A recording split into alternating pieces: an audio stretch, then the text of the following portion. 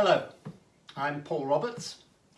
I'm going to be talking to you about Franz Liszt, reading Franz Liszt, revealing the poetry behind the music, which is the title of my forthcoming book, which I was very excited to discover only yesterday has gone into production. It will be published hopefully next May. I have thanks to give to Dmitry Rachmaninoff for inviting me and to the American Liszt Society to give this lecture. I've long been passionate about Liszt's piano music, and particularly the piano music that has been inspired by literary texts. Liszt was a voracious reader, a very close reader. He adored literature, and as many of you will know who've played Liszt's music, it is replete with quotations and epigraphs at the head of the score, and some very extensive ones too. I must begin with an apology. This is rather low tech. I've had problems with my microphone and a low tech instrument. With COVID, I have found it very difficult to get any kind of piano technicians. So this is a bit of a beaten up old beast, but it can't be much different from the pianos that Liszt played on in the 19th century. He was renowned for breaking his instruments. They must have gone out of tune ferociously. So I hope you will forgive a somewhat limited sound. Another apology is that you may well be expecting a lecture on the first book of the Années de pèlerinage, Years of Pilgrimage, Switzerland. Yes, I will talk a little bit about the Swiss book, but I want to talk also, and I want to play to you some of the Petrarch sonnets from the second book, subtitled Italy. And I'm also going to find some time to talk to you about the B minor sonata. Now, the B minor sonata is one of the great pieces of pure music in the 19th century, one of the great sonatas. It is a reinvention of the classical sonata form in one movement. It has no title apart from B minor sonata. It has no program attached to it, no story, no epigraph, no quotation. But it has long been thought, and not only today, but since it was first written, that Liszt may well have had the story of Faust in mind, that great play written by Wolfgang von Goethe, the great romantic playwright and poet, a story about a medieval alchemist who sold his soul to the devil in exchange for a life of uninterrupted luxury and pleasure. I will come to Faust, and you will come to it, I hope, if you read my book. I've written 2 chapters on Faust. It is a very controversial subject, the relationship, but we do know that Liszt was passionate about Faust, and of course he wrote the great Faust Symphony, one of his greatest symphonic works, one of his greatest works altogether, in the 3 movements of which are entitled Faust, Gretchen, who was the peasant girl that Faust fell in love with, and Mephistopheles, who is the devil. We will come to it.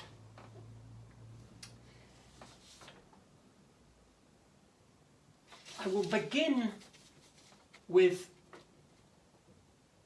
the opening paragraph of my book. So I'm going to begin with Petrarch, and I will tell you why. I've written this right at the beginning of my book.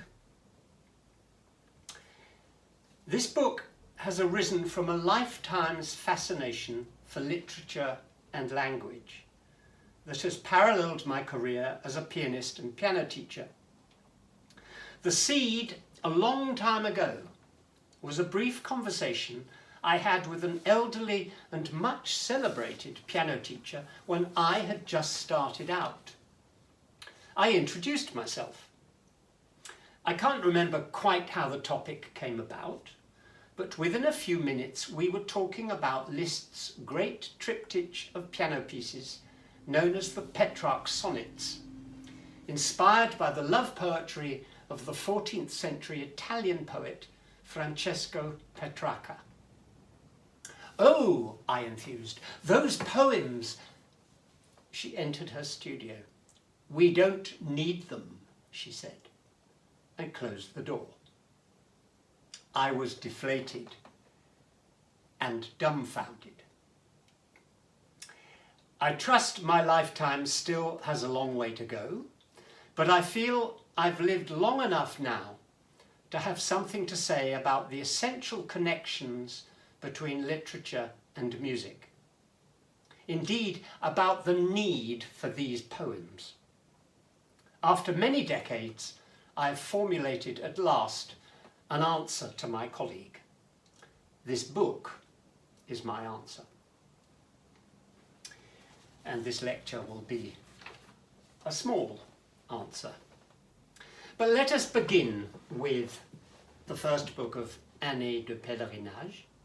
Those of you who know it will know that it is covered with quotations, 5, I think, from an English romantic poet, Lord Byron.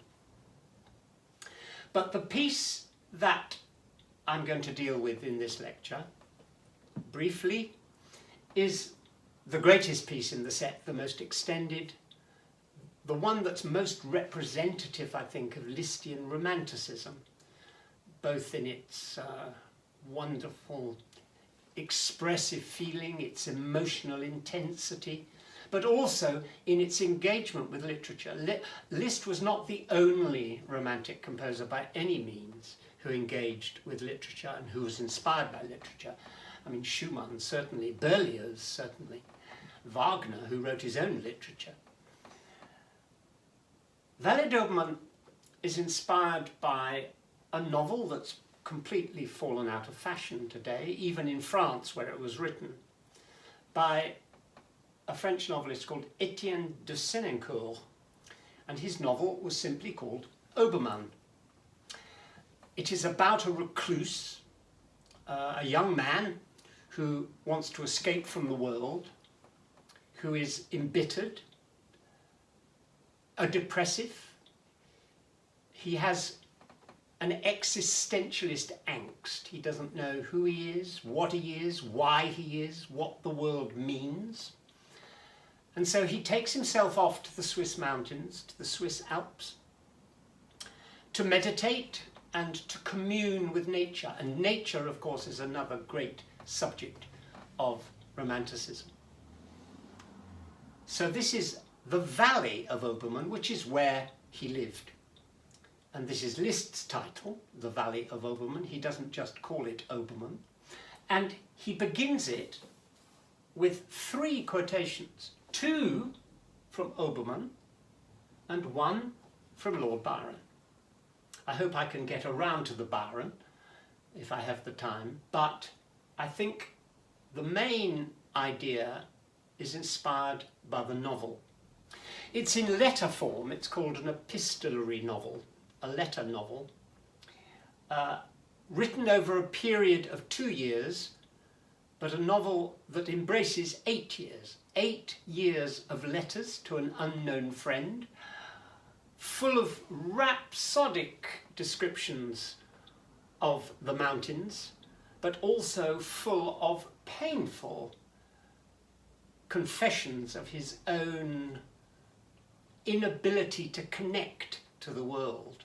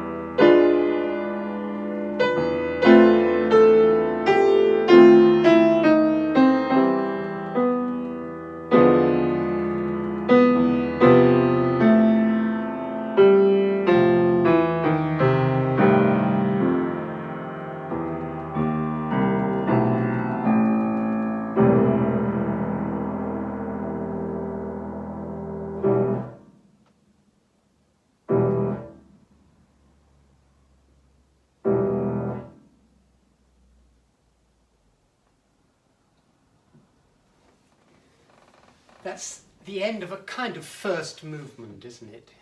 Those terrible, dark E minor chords. Almost like knocking on a coffin. But those of you who know it will know immediately what now happens. An extraordinary, sudden change of mood. We go straight from E minor into a C major that lifts the mood, almost as if we've become, we are seeing a starry night, some kind of pure air.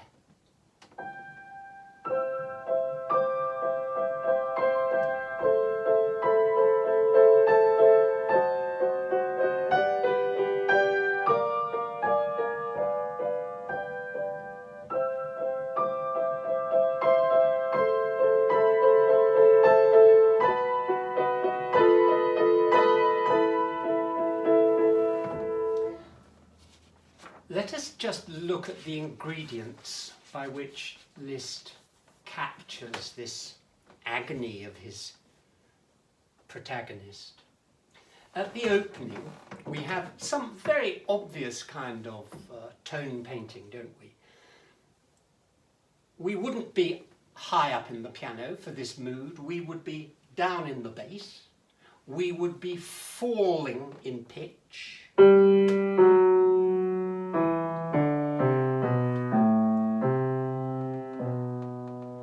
Reaching upwards and falling back down. Kind of weariness. And then the protagonist picks himself up and tries again.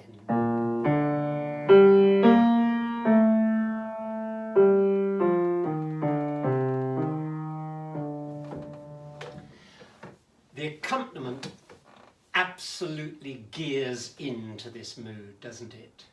We've got offbeat chords, dissonant. So we have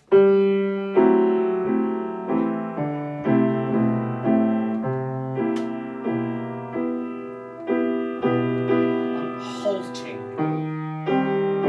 here.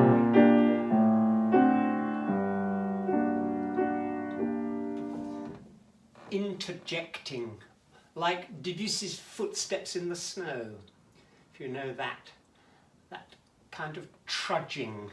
The way harmony and melody coalesce. So we have rhythm creating the landscape, exactly as we have here. This trudging and pulsing. But when we come to our C major, Liszt retains the repeated accompaniment figure, but he puts it on the beat. That sort of moment when we lift is banished, and we get something very straightforward.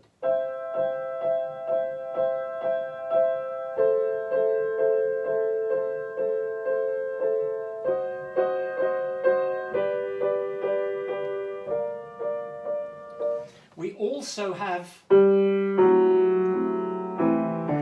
thematically that falling. We have, so it's connected musically so cleverly, it is ingrained into the material, but it's transformed. That characteristic compositional technique of Liszt, which we will come again to in the B minor sonata, transforming his material in order to tell his story.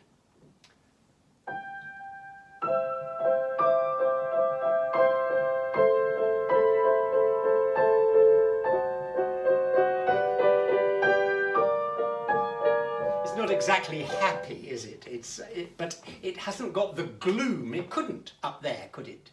Up in the upper register of the piano. It doesn't have the gloom of the opening.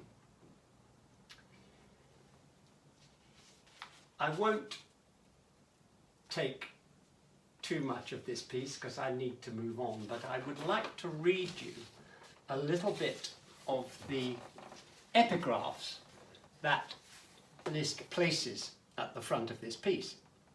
When I first learnt this piece as a student, more decades ago than I care to remember, I used an edition, a text edition. Great, it was wonderful, it was all what Liszt had written, but the excerpts were in German and in Italian, and nothing translated into English. So at the very beginning, except the Byron, of course, which was in English. So right from the beginning, where we were sort of encouraged just to dispense with this poetry. Well, we don't understand it anyway, and it doesn't matter. Exactly like my esteemed colleague, we don't need the poems. Well, I do believe we do need the poems. I think we need to know what it is we're trying to express. And Liszt's Valet d'Obermann captures these changing moods so wonderfully in the way that music really can. And my last excerpt will be that wonderful moment that those of you who know it will know why it is such a beautiful moment. We have this, what do we have here?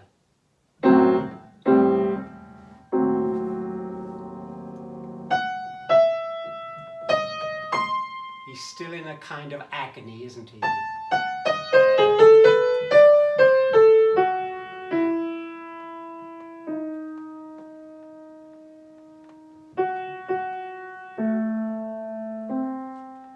And then peace prevails. We have this gorgeous modulation into E major.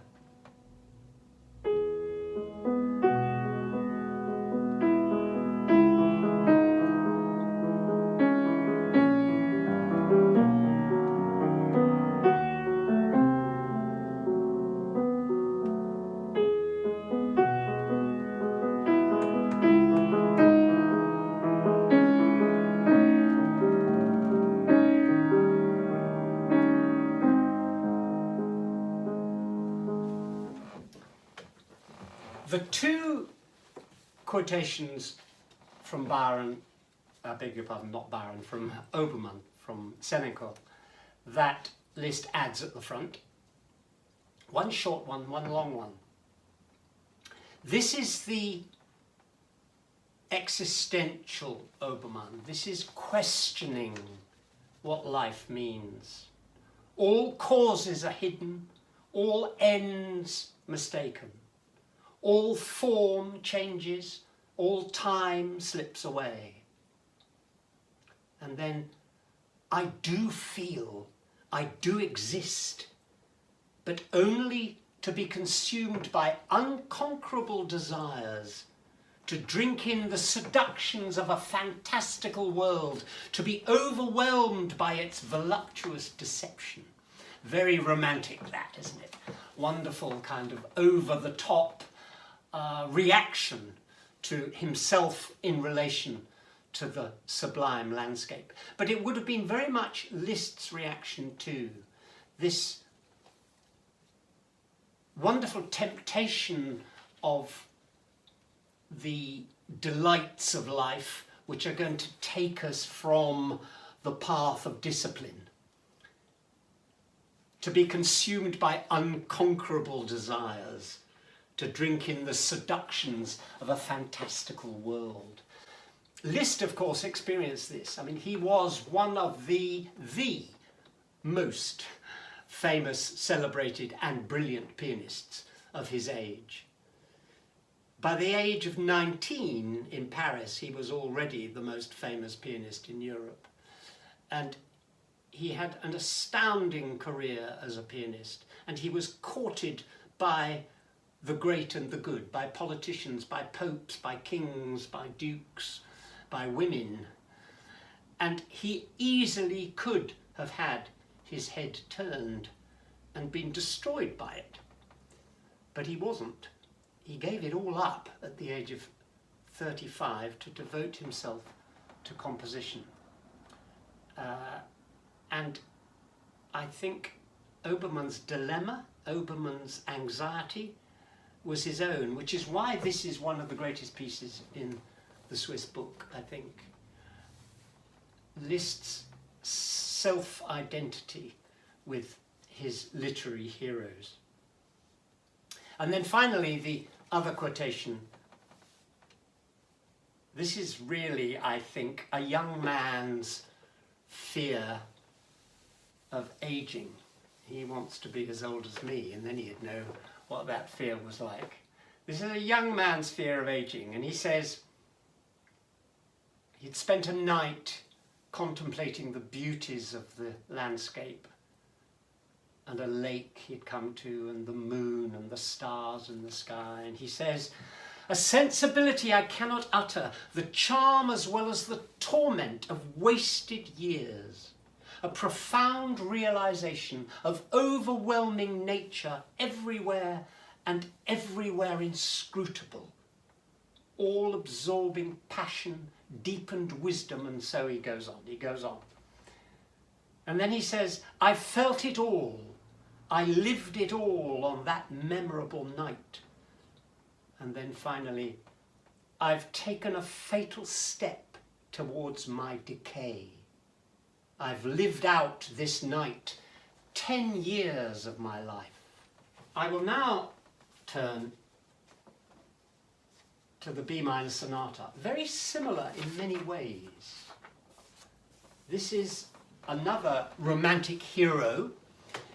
The Romantic age was full of poetry and drama and music in the hands of Liszt that explored the idea of heroism, but not heroism in the sense of great deeds and blaring trumpets.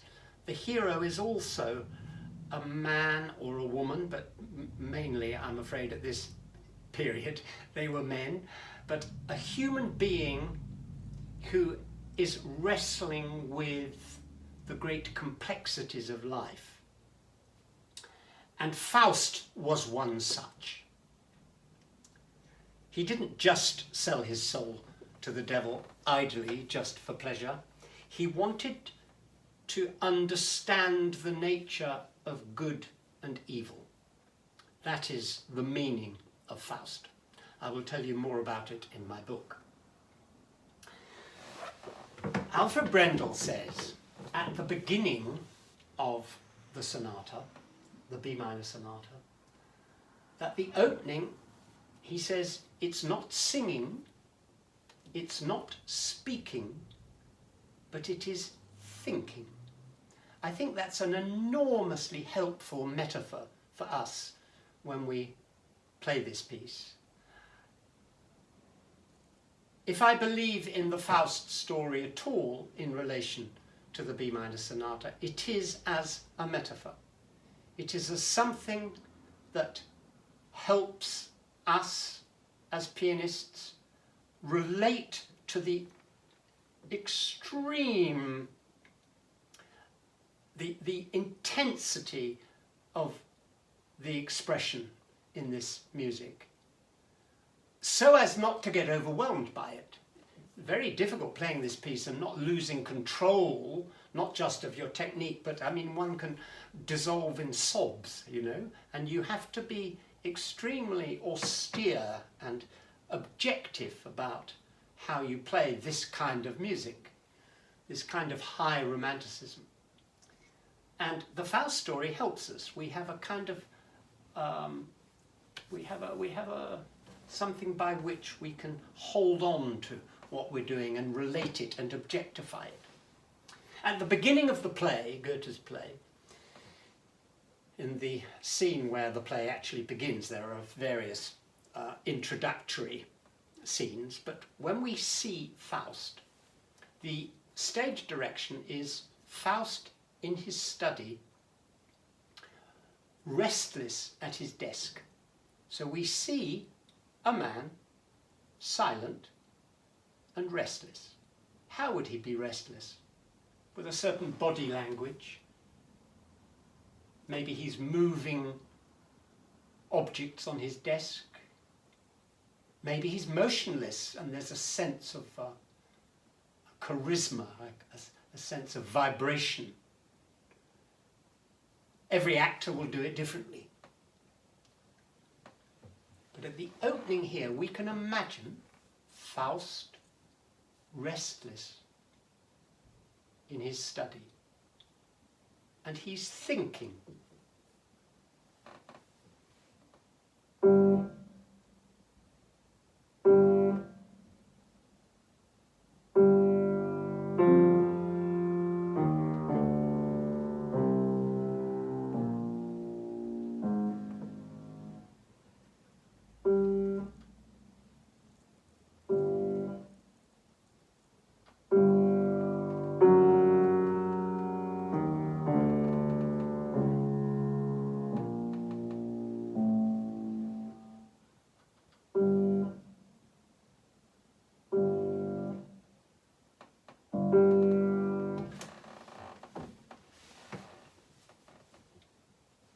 when the curtain goes up, if we see a character on stage, restless, we don't hear anything.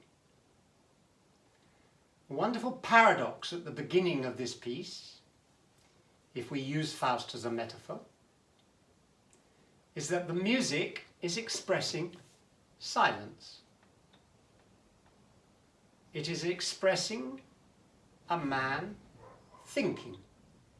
And when you think, you are not speaking, you're not singing, you're thinking. You are silent. The piece begins with silence, doesn't it? It begins with a rest. So the first sound we hear is the second beat of a 4-beat measure. But it's not just those silences. It is the music itself which is expressing the processes of thought. And thought is silent. The Faust story, the main image, one of the images, one of the chief images in it, is about thought and action. Faust has both within him. He is a thinker, he's a wise man, he's an explorer, he wants to know about the meaning of life. But he also believes that he has to be in constant action in order to make any sense of his life. So if that first theme is the motif of thinking, the motif of thought, the second theme is Faust suddenly bursting into action, and you will know immediately, won't you?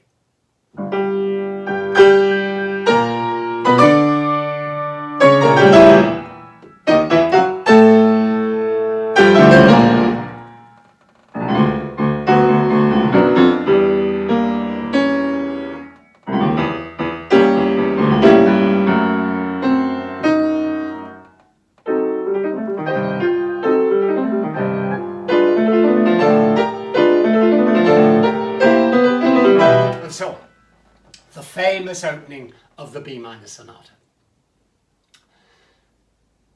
So we have 3 themes there. We have the thinking theme, falling scale, which is actually made up of a rising 7th. It's easy to miss that rising 7th, but it's in the left hand, isn't it? Then we have falling 7th, which we're calling Faust. Then we have the Mephisto theme, the devil's theme.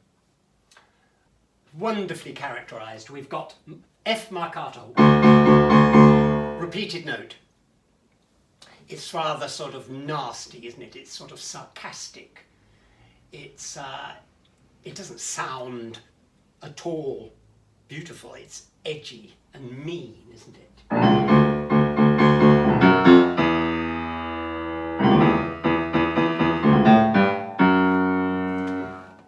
And it grows from the repeated.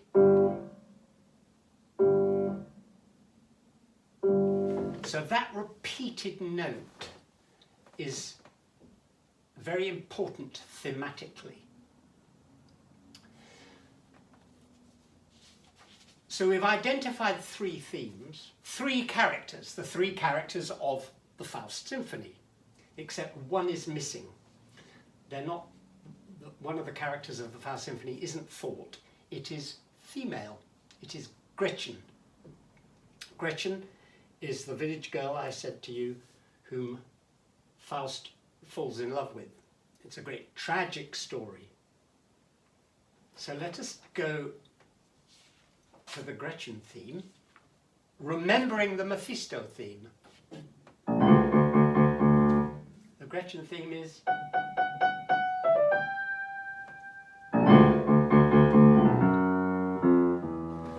course, it isn't that, is it? It's considerably slower, and it's very, very beautiful.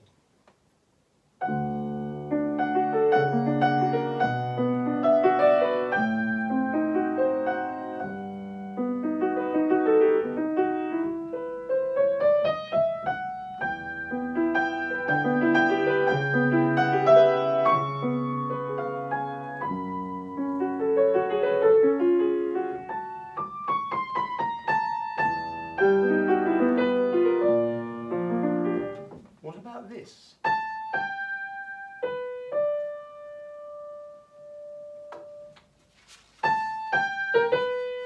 We've got our Faust theme.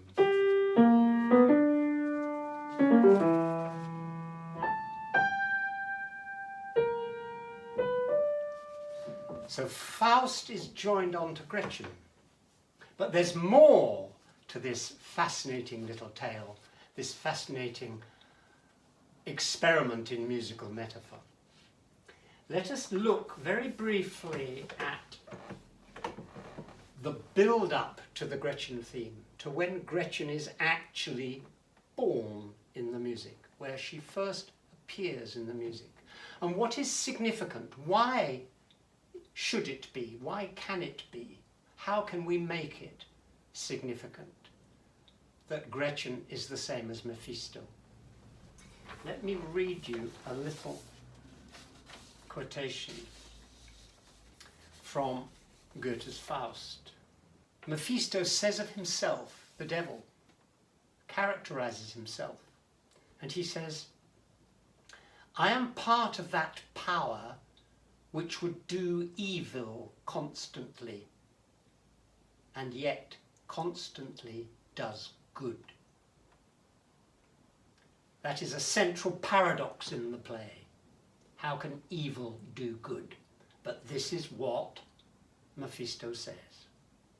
I am part of that power which would do evil constantly, and yet constantly does good.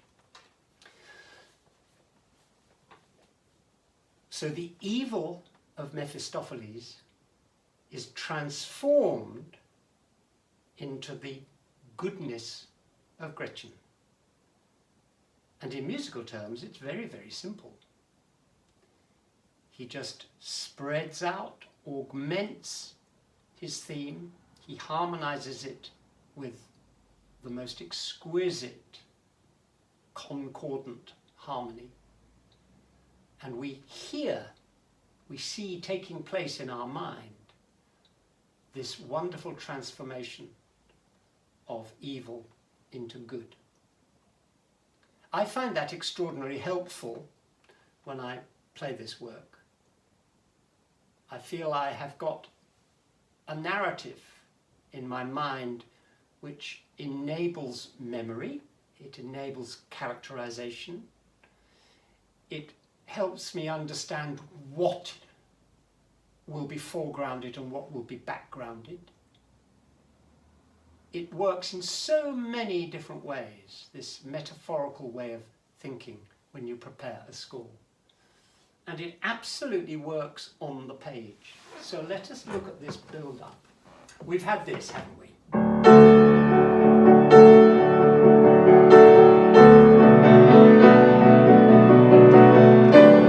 That great famous theme. We won't let that detain us. That is theme 4. Gretchen's theme is theme 5, and it's how we get from that great D major, which is second subject in sonata form, how we get from there to our Gretchen theme, which is also D major, an expansion of the second subject area. We have this.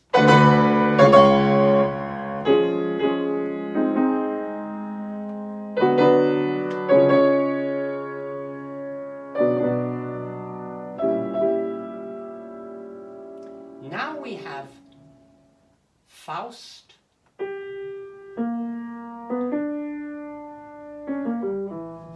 well, you remember when we first heard it,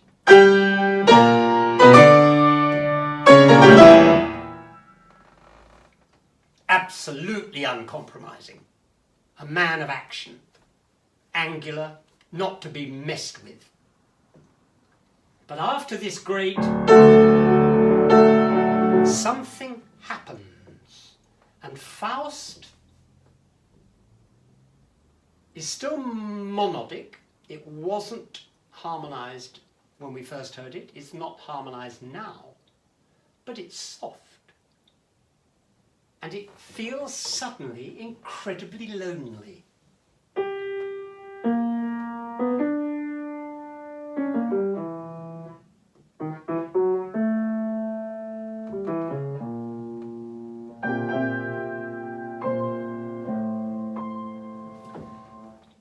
Then we have what we might miss, because again it is one of those superb transformations that Liszt is able to create. This beautiful theme I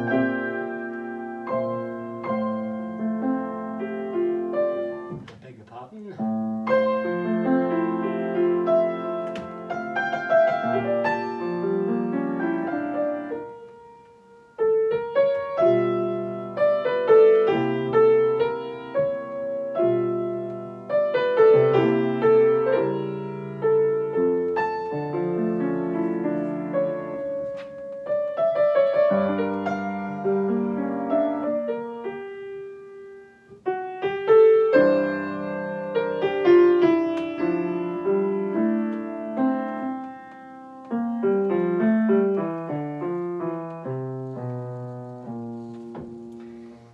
I think you've heard what that is, but we're not totally sure.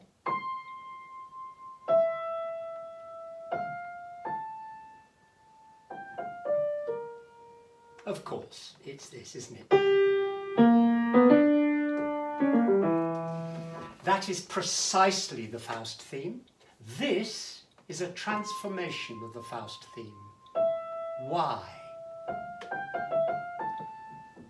Well, what I like to think when I play this passage is that Gretchen is foreseen.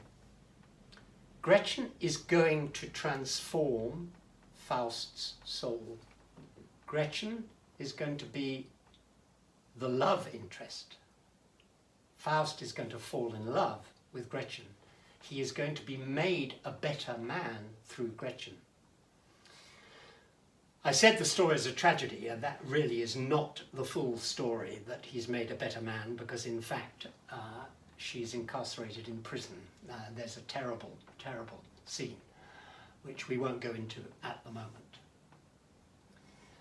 But Faust is being transformed, and what happens here is that Mephisto is banished. We have a brief, very quiet Mephisto.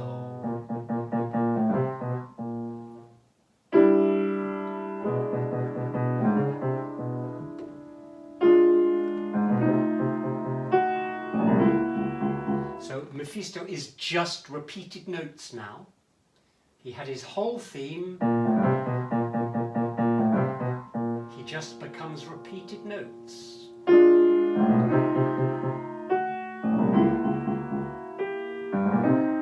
Getting softer and softer.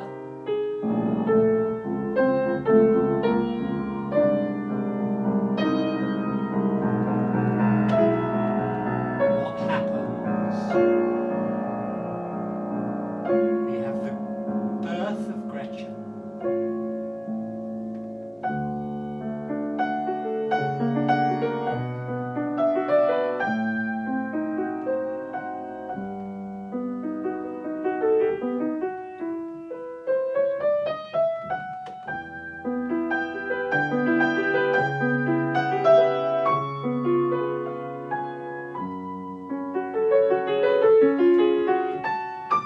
Now we have Faust joining her.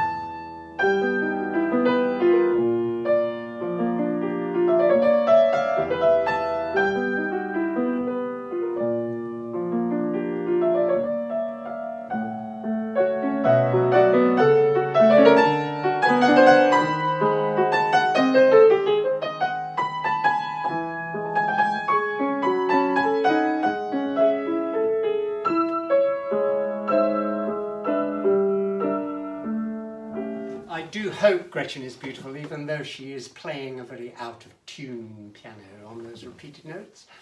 But I think we get the idea. And just before I leave this, I want to make one more point, which is really rather wonderful.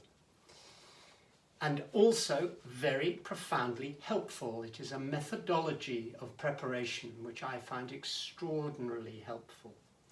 We're all taught, aren't we? I was, definitely, and it's something that we do need to do on the concert platform before we go on stage. We need to foresee everything that we are about to do. We find the whole program in our brain. We know how it's going to connect. We sit on the stool, and just before we play, we are aware of the whole journey that we're about to undertake in the first piece. If the first piece happens to be Liszt B minor sonata, that's quite a tall order. We have to conceive this whole 29-minute piece 1 moment before we begin it. And I like to feel that what Faust is thinking about, this helps me get through from beginning to end. What Faust is thinking about in his repeated notes is Gretchen.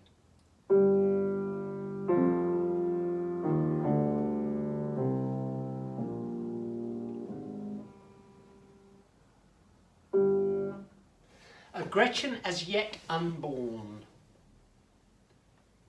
He doesn't even know he's thinking about her. The music is.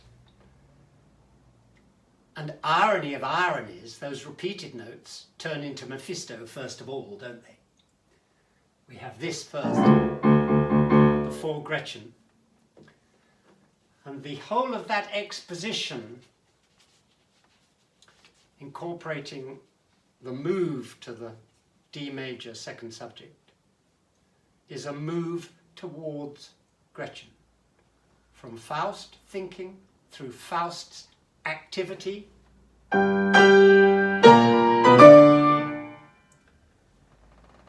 through the introduction of Mephistopheles,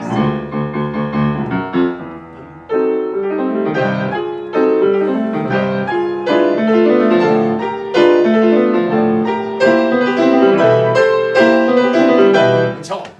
So you get this tremendous activity. You get the whole drama is underway, and Liszt just doesn't let you go.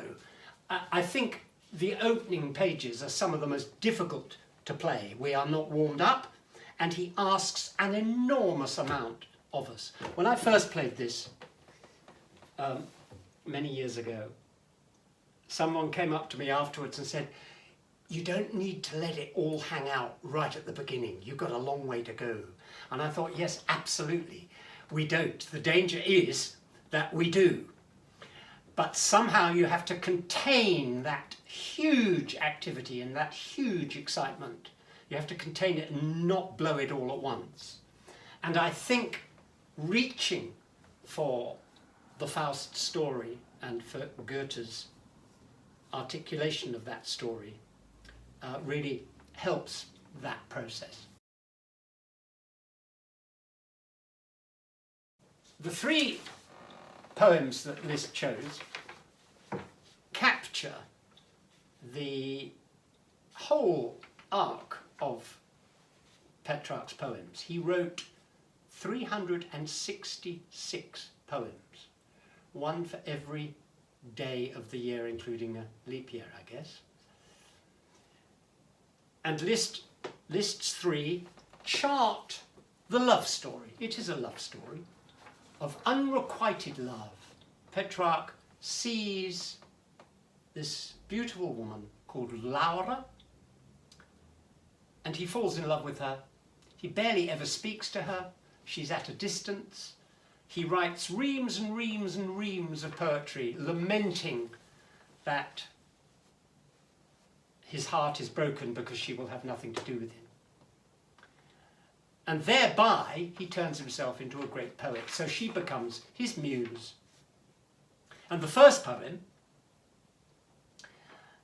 is an unashamed hymn to the fact that she is going to make him famous because he, through her, is going to write fine poetry. It's rather an amusing poem, actually. He gets rather worked up by his own ego, I think. I'll read it to you. Oh, blessed be the day, the month, the year, the season, the time, the hour, the instant, the gracious countryside, the place where I was struck by those two lovely eyes that bound me. And blessed be the first sweet agony I felt when I found myself bound to love. The bow and all the arrows that have pierced me, the wounds that reached to the bottom of my heart. And blessed be all the poetry I scattered, calling out my lady's name, and all the sighs and all the tears and all the desire. Blessed be all the paper upon which I earn her fame, and every thought of mine only of her, and shared with no one else. It's faintly ridiculous, isn't it, really? But it's wonderful too. It's very innocent at this point. Rather like Obermann, Petrarch feels an enormous amount of pain and depression. This is about unrequited love. It's a serious business. He's in love and it's not returned. But for this one, Liszt's opening piece, interestingly, it wasn't his opening piece. When he wrote the songs, he put the one that you're going to hear second, he put that first. And I'll talk a little bit about that in a minute. But he was definitely right to change the order. This is music theatre in a way. I suppose songs are. You have your singer who is acting in front of you. If you can ever, I'm sure you can, download the Pavarotti YouTube recording of these. It's absolutely superb. He acts them out, but he acts them in the most superb way by being almost totally still. When the pianist is playing at the beginning, Pavarotti doesn't move, he just holds a handkerchief. And you can see him, and he's listening. You can see him listening to the pianist. But he's not just listening to the pianist, you can see him imagining Laura. He is thinking of his beloved, but he doesn't move. It's like Faust, a man thinking. And this is what Pavarotti does. Look it up on YouTube. It's beautiful. And he uses a handkerchief as a kind of prop. Superbly Italian. So the curtain rises theatrically. In all three of them, there's an introduction.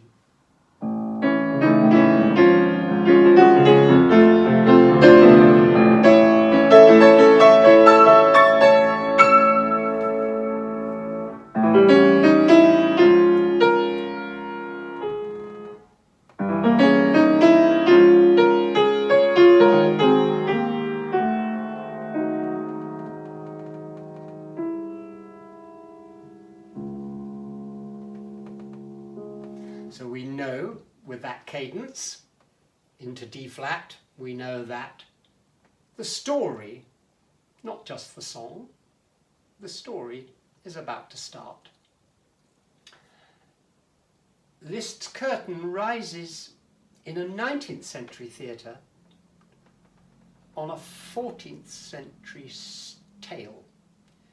Liszt makes no attempt, absolutely no attempt whatsoever, to capture any of the medieval quality, any of the symbolism of medieval literature.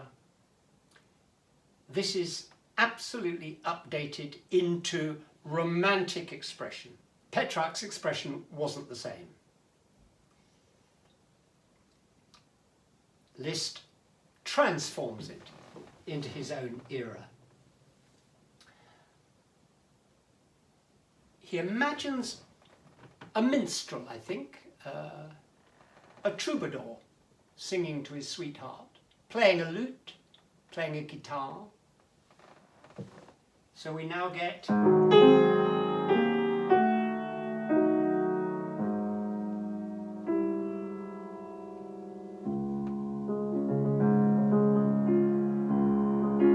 the singer begins, or the narrator begins.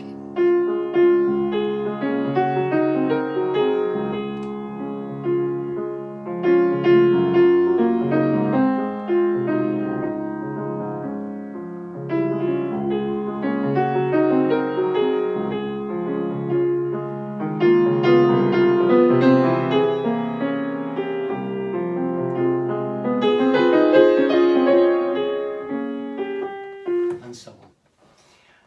There are 3 verses, and each one is in a different key.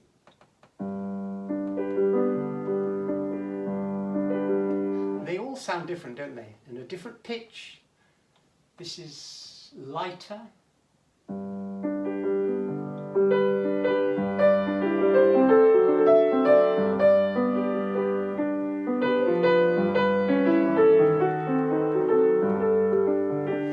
Now there are 2 things we can notice immediately, I think.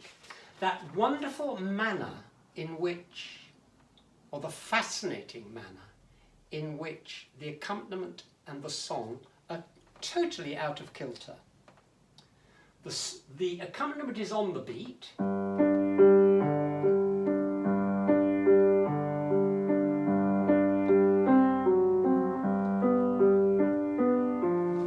But the tune is halfway through each beat. So we've got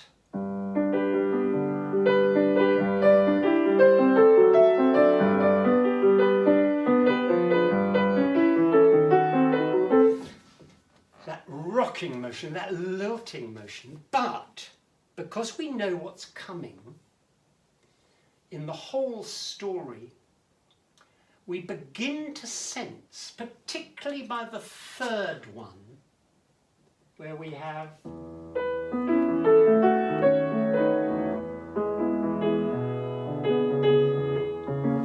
we begin to sense that the way the melody and the accompaniment are out of kilter is a symbol, or is it's expressive of a certain agitation, a certain feeling that all is not quite right with the world. It's as if the poet or Liszt is foreseeing the trouble ahead. And also that's picked up harmonically too. That's the second ingredient we immediately notice. These absolutely delightful dissonances in the left hand, in the accompaniment. Again, like Obermann, a certain melancholy which he likes, this sort of pain which is a pain of delight. What does the poem say? It says, all the bow and all the arrows that have pierced me, the wounds that reach to the bottom of my heart. He's not feeling those wounds in reality at the moment. It is a kind of delightful pain. And in this one, there's just a suggestion that the pain might not be quite so delightful. We have the tears.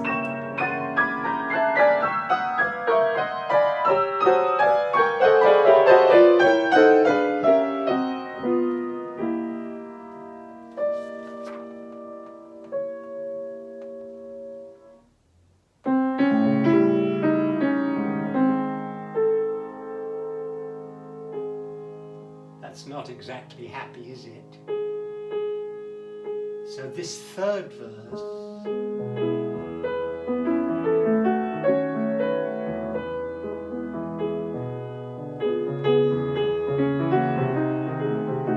these lovely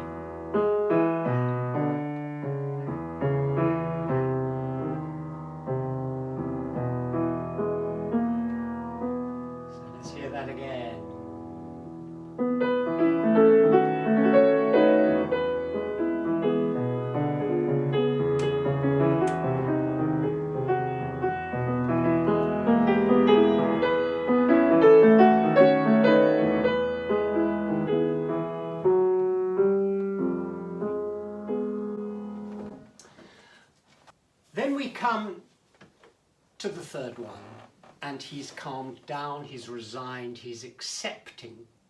He imagines now that Laura is a spiritual entity. She's become spirit, not body. I'll read you the poem. I saw upon the earth the grace of an angel. I saw beauty so unmatched in this world that to recall it now is both joy and pain, a memory shrouded in dreams, mists, and shadow. And I saw her weeping, and I saw tears falling from eyes that have outshone the envious sun. And I heard words mingled with sighs, such as would move mountains and stay the motion of streams. Love, reason, valour, pity and grief blended into a sweeter harmony there than was ever heard on this earth. And so intent was heaven to hear these sounds, that not a leaf lifted on the boughs as her sweet music drifted upon the air. So the three Petrarch sonnets, and I will now play the third one. Thank you.